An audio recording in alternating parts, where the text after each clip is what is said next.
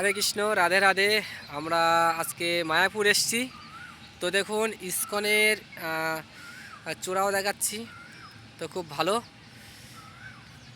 আজকে 4ঠা মে,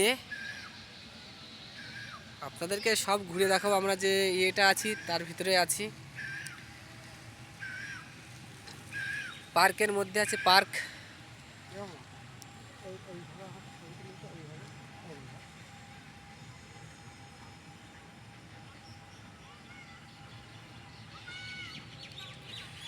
আর এটা আছে আমার ভাইয়েরা সব, এই যে